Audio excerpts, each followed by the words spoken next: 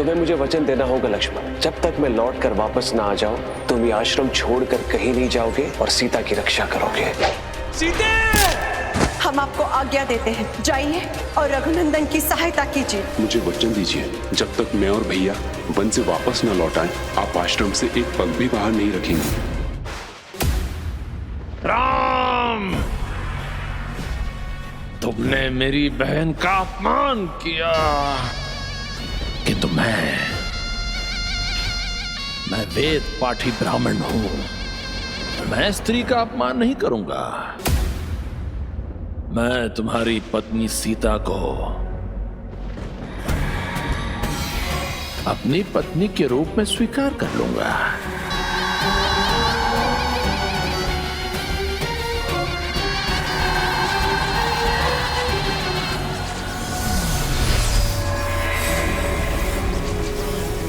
स्वर्ग, आकाश, पाताल, दसों दिशाओं के विजेता को ये कौन सी अदृश्य शक्ति है जो रोकने का प्रयास कर रही है?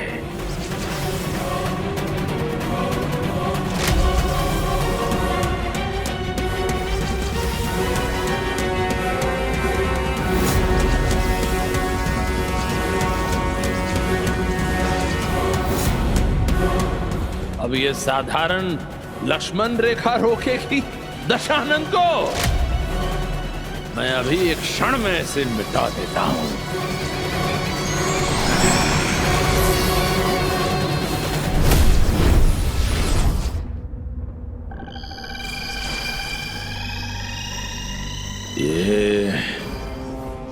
ये कोई साधारण रेखा नहीं है, विश्वास और श्रद्धा की शक्ति है। लक्ष्मण के पूरे जन्म के पुण्यों की, कर्मों की शक्ति है। इसे मेरी अधर्म की शक्ति नहीं रोक सकती। सीता का हरण करने के लिए मुझे कोई और उपाय सोचना होगा।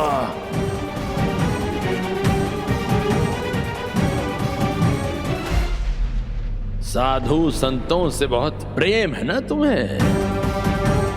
अब रावण तुम्हारा हरण नहीं करेगा। साधु संत के प्रति तुम्हारा ये प्रेम, तुम्हारा धर्म ही बनाएगा तुम्हें रावण की भार्या।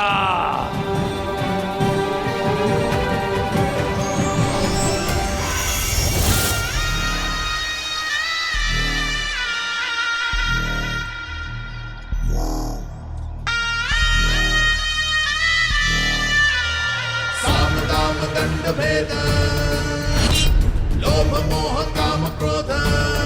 अलख निरंजन,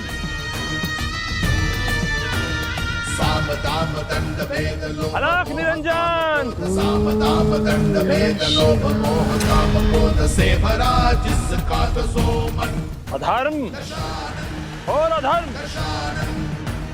धर्म का ऐसा निरादर, एक साधु का ऐसा अपमान।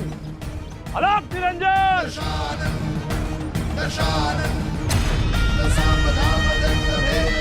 अब मैं यहाँ एक क्षण भी नहीं रुक सकता।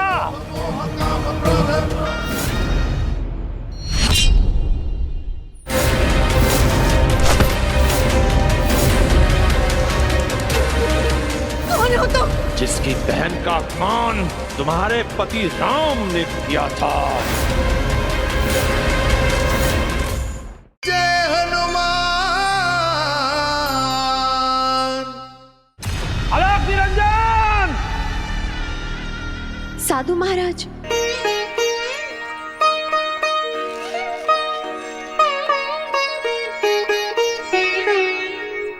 क्षमा करें साधु महाराज, महादेव की भक्ति में मैं आपका स्वर सुन ही नहीं पाई। ओ, भक्ति में इतना अहंकार? स्त्री, क्या तुम नहीं जानती कि अतिथि सत्कार से बढ़कर कोई सेवा नहीं, और साधु को भोजन खिलाने से बढ़कर कोई भक्ति नहीं? महाराज, आप सत्य कह रहे हैं, कृपया मेरी भूल के लिए क्षमा करें। मैं रघुकुल नंदन श्री राम की भार्या आपका आश्रम में स्वागत करती हूँ। आइए हमारी कुटिया को पावन कीजिए। अलख निरंजन, बातें धर्म की करती हो और इतना भी नहीं जानती कि कोई भी ब्रह्मचारी साधु किसी के आश्रम में पग भी नहीं रखता। क्षमा करें महाराज, मुझे ये ज्ञात नहीं था कि आप एक ब्रह्मचारी सन्यासी हैं। देवी, क्या तुम्हें हम पर संदेह है? नहीं महाराज, साधु संतों पर संदेह कैसा? पिताश्री कहते थे कि ब्राह्मण वेश में ब्रह्मा का वास होता है। आज्ञा दीजिए महाराज, क्या सेवा कर सकती हूँ मैं आपकी? भिक्षाम देहि। ये तो हमारा सौभाग्य है। आप यहाँ पर प्रतीक्षा करें, मैं अभी भिक्षा लेकर आती हूँ।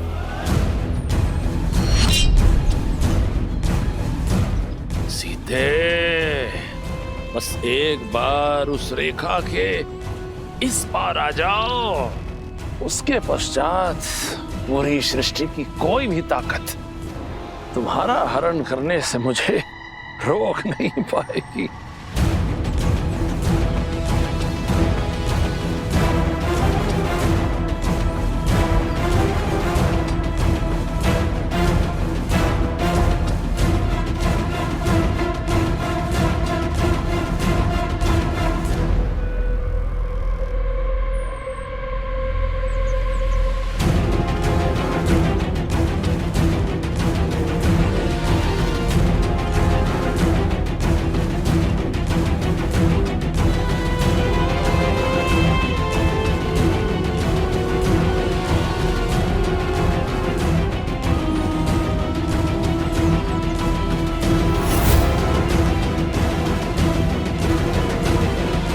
भाभी, आप मुझे वचन दीजिए, जब तक मैं और भैया वन से वापस न लौट आए, आप आश्रम से एक पग भी बाहर नहीं रखेंगे।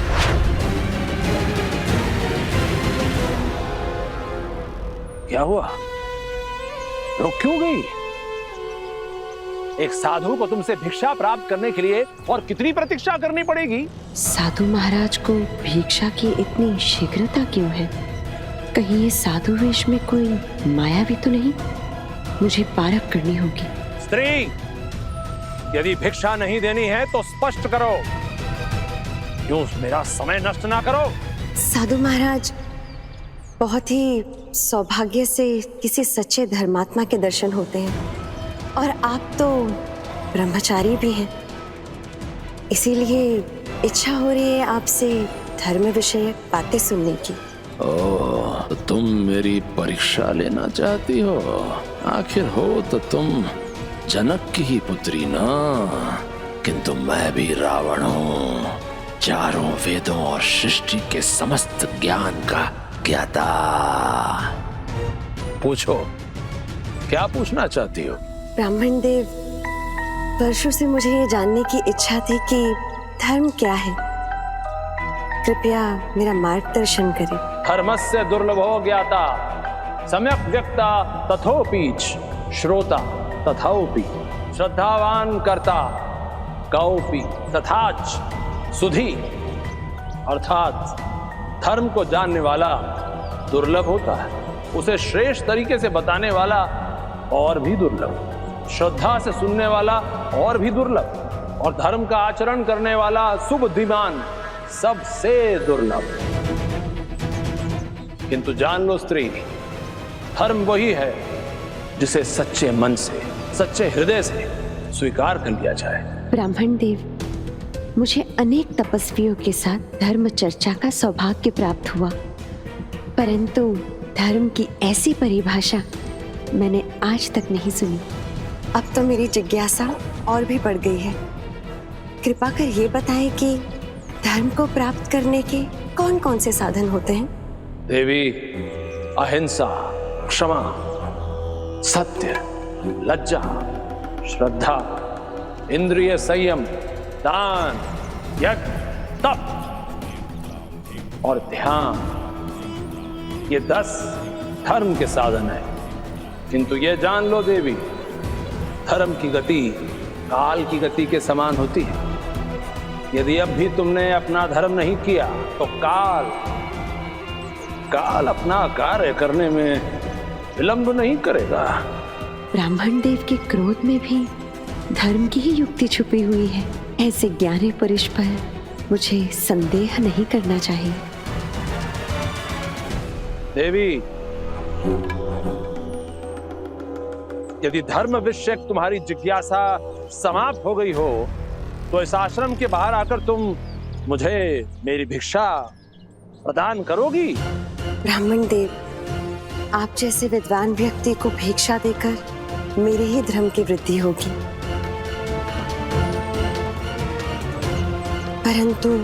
परंतु क्या? ब्राह्मण देव, आप तो धर्म के इतने बड़े ज्ञाता हैं। आप तो जानते हैं कि एक स्त्री को उसके परिजनों के विरुद्ध कुछ नहीं करना चाहिए। और मैंने अपने देवर श्री को वचन दिया है कि मैं आश्रम के बाहर पग नहीं रखूंगी। इसीलिए आपसे निवेदन है कि आप भीतर आकर भिक्षा ग्रहण करें। असंभव!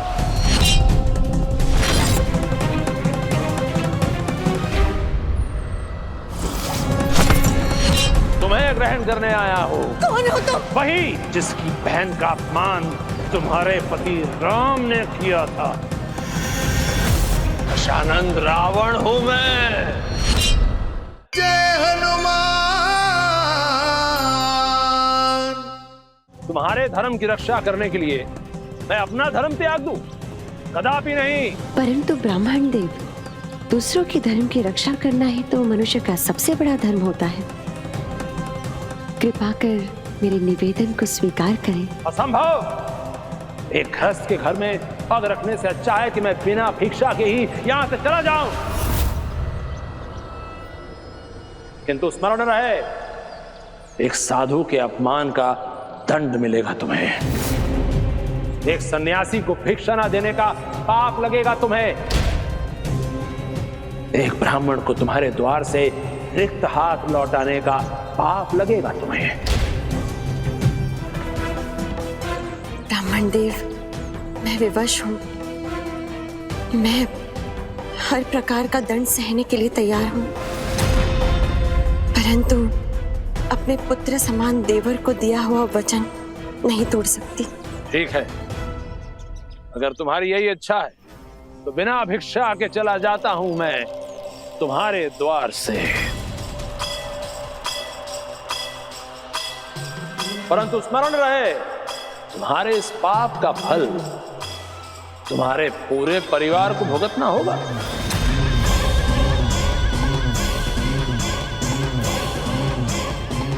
जिस पति के नाम का सिंदूर तुम अपनी मांग में भरती हो, जिस देवर के वचन की रक्षा करने के लिए तुम मेरा अपमान कर रही हो, उन दोनों की अकाल मृत्यु होगी। अकाल मृत्यु होगी।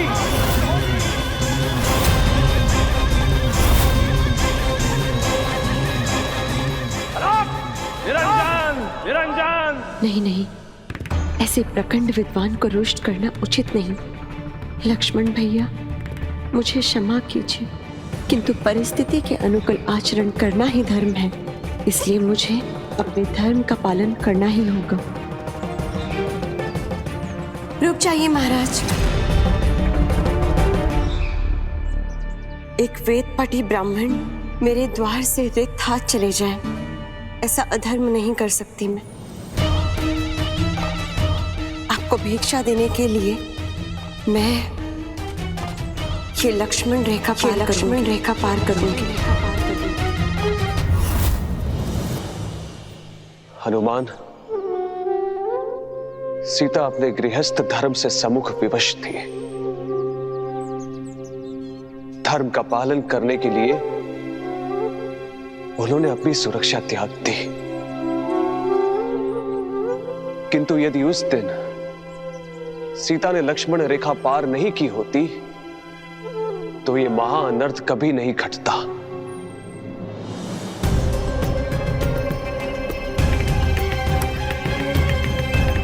देवी, तो फिर आगे बढ़ो और अपने हाथों से मुझे भिक्षा देकर मेरा संकल्प पूरा करो।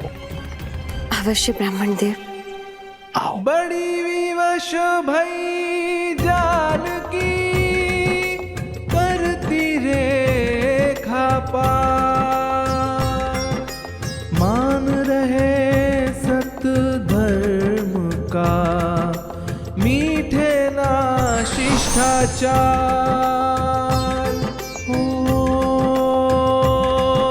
छल रावण का नहीं पहचानी, विधना ये तेरा कैसा विधान, सहन न सिया का ये अपमान।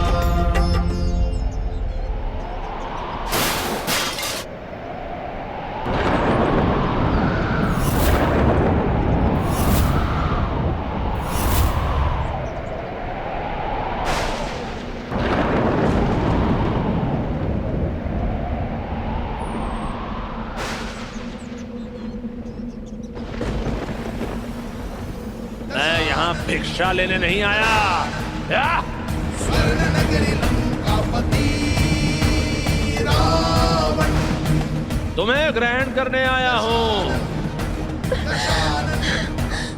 कौन हो तुम? वही जिसने तुम्हारे लिए स्वर्ण मृग भेजा था, वही जिसके असंख्य असुरों का वध वर्षों से तुम करते आए हो, वही जिसकी बहन का अपमान तुम्हारे पति राम ने किया था।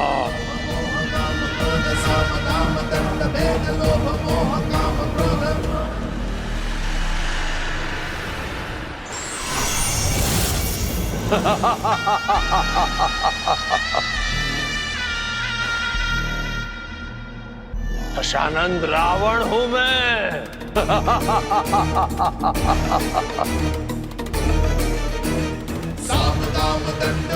अधर्मी रावण, तुम्हारा ये दुस्साहस कैसे हुआ कि तुमने पंचवटी में पग रखा? सीते, मैं जानता हूं राम ने तुम्हें बहुत साहसी और स्वाधीन बनाया है, किंतु अब तुम्हारा अधीन होने का समय आ गया है, रावण के अधीन। अब तुम्हें रावण से कोई नहीं बचा सकता। तेज जैसे आदित्य, जीतने वाला दिशा चतुरानन। सीते, अपने सौभाग्य से पीछे हटने से क्या लाभ? ये तुम्हारा सौभाग्य है कि अब तुम रावण की महारानी बनने वाली हो। रावण दशानन दशानन, दशाम धाम दंड भेद लोभ मोह काम क्रोध, दशाम धाम दंड भेद लोभ मोह काम क्रोध। रावण!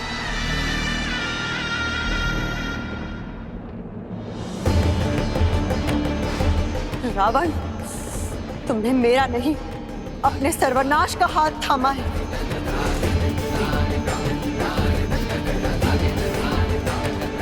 हाथ छोड़ो मेरा, अन्यथा तुम्हारे संपूर्ण कुल का नाश होगा, संपूर्ण वंश मिट जाएगा तुम्हारा, पूरे असुर कुल का विनाश होगा। स्वीकार है तुम्हारे लिए, सब कुछ स्वीकार है मुझे सीते।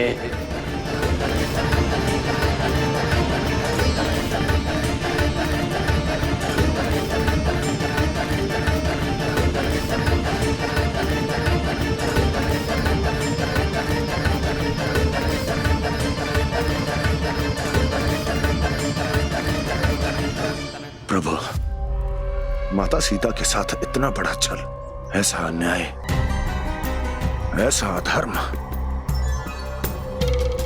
प्रभु, आज्ञा कीजिए, मैं अभी और इसी क्षण उस अधर्मी रावण का अंत कर दूंगा। दोषी केवल रावण ही नहीं हनुमान, पुरुषों के भीतर घर कर गया वो विचार है जिसमें वे अपनी शत्रुता का दंड किसी दूसरे की स्त्री को देकर अपनी शौर्य का प्रदर्शन करना चाहते हैं। हमें केवल रावण को ही नहीं, अपितु इस संसार से हर स्त्री विरोधी विचार, पुरुषों के भीतर वास कर रहे इस असुरी अहंकार को जड़ मूल से समाप्त करना होगा। किंतु प्रभु, माता सीता भी यही चाहती थी हनुमान।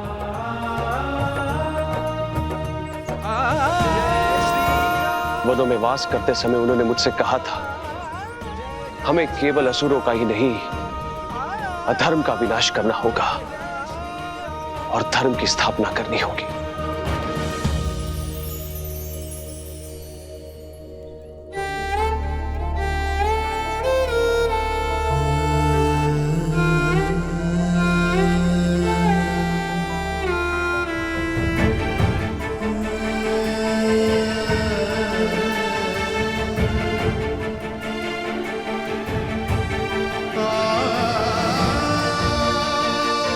हनुमान, प्रभु,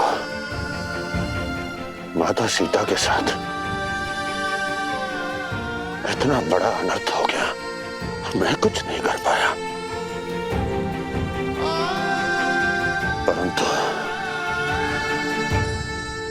अधर्म के विरुद्ध इस युद्ध में मैं और मित्र सुग्रीव की संपूर्ण वानर सेना आपके साथ है। आप केवल आज्ञा कीजिए प्रभु। प्रभु,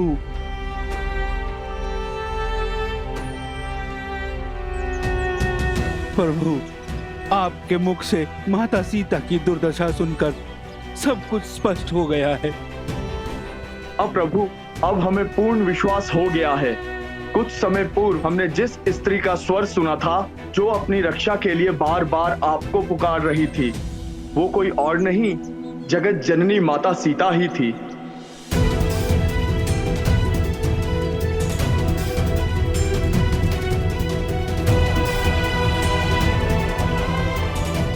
सीते मुझे पुकार रही थी।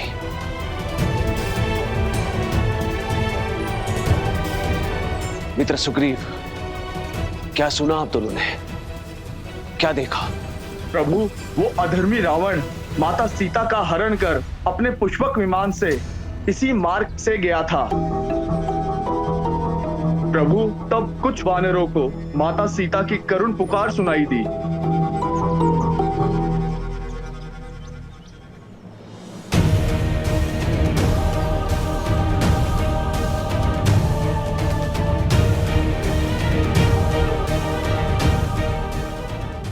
यहाँ के लोगों का विश्वास है कि जो भी इन 7 ताड़ के वृक्षों को एक बार में एक तीर से भेद सकता है, केवल वही बाली का वध कर सकता है।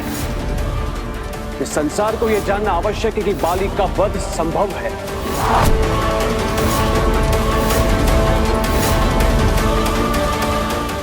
यहाँ के लोगों का विश्वास है कि जो भी इन 7 ताड़ के वृक्षों को एक बार में एक तीर से भेद सकता है, केवल वही बाली का वध कर सकता है।